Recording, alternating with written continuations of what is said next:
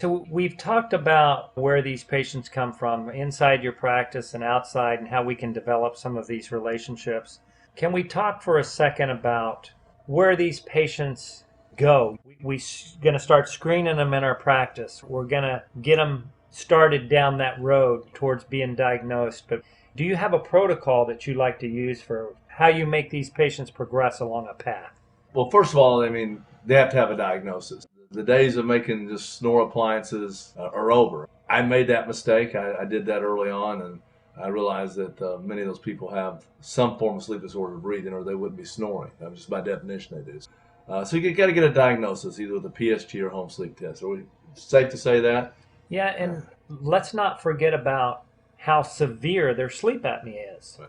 So we've talked about the parameters that the American Academy of Sleep Medicine put out.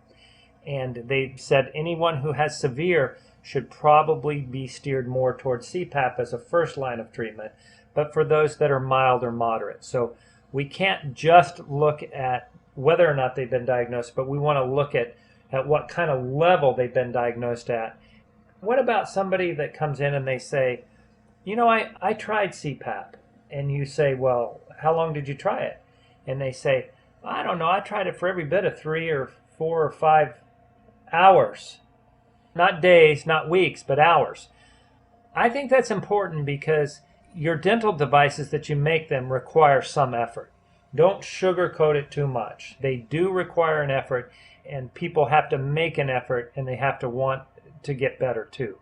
What about informing the patient of the other treatment options? Do you do that in your practice when let's say somebody you've helped them go along through this? Well, I think that's highly important regardless of whether we're doing sleep or other. I mean, if you're going to replace a tooth, you need to let them know that a bridge or implant is called risk, benefits, and alternatives of treatment. If you want to protect yourself legally, at the very least, just write the RBAs were discussed. But it's more than just legal.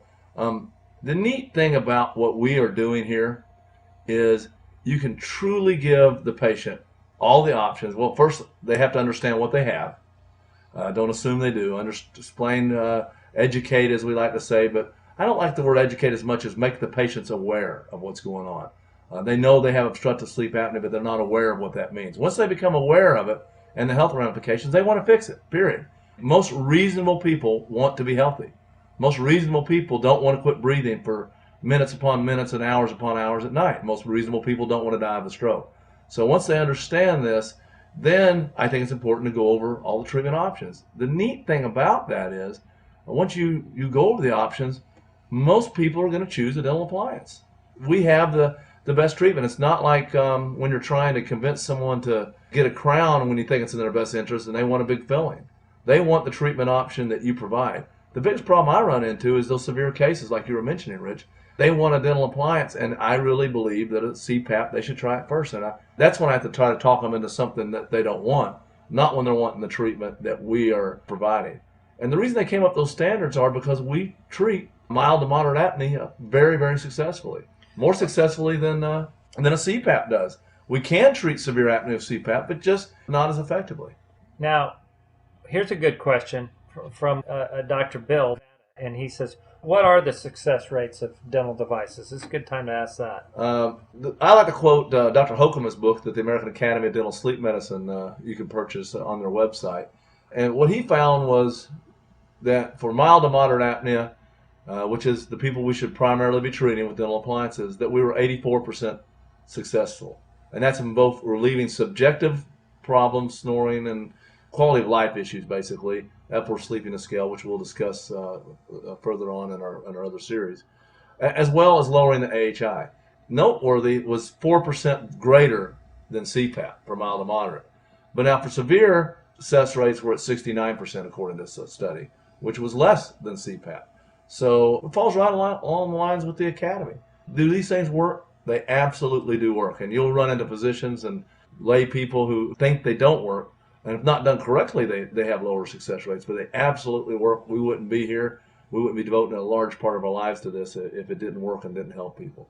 So once we get all the options out there, tell them about the success rates, which I think is important. I do go through it with them. Then we need to involve the patient's primary care physician. I think that we aren't the the patient's quarterback. We are when they're a dental patient, but mine, and I think Rich agrees with me, that the primary care is the quarterback when it comes to treating the patient. And we are what you call a durable medical equipment provider. We're opening up the airway, and we have some training in this, of course, but our job is to open up the airway, and it is the primary care's patient. Do you agree with that? Absolutely. And in addition to that, we're really keeping the patient's best interest at heart by doing that. We're not qualified to treat hypertension or to adjust those types of medications, and the physician is. But if we can show the physician how we can help manage this disease, we will help him treat that patient better in all of these other areas. Because like Guy talked about before, not only are we seeing a causal relationship, but we're starting to see a cause and effect between sleep apnea and other things. So let's keep the patient's best interest at heart, and we're not going to get too far off. So we've learned, more and more about this.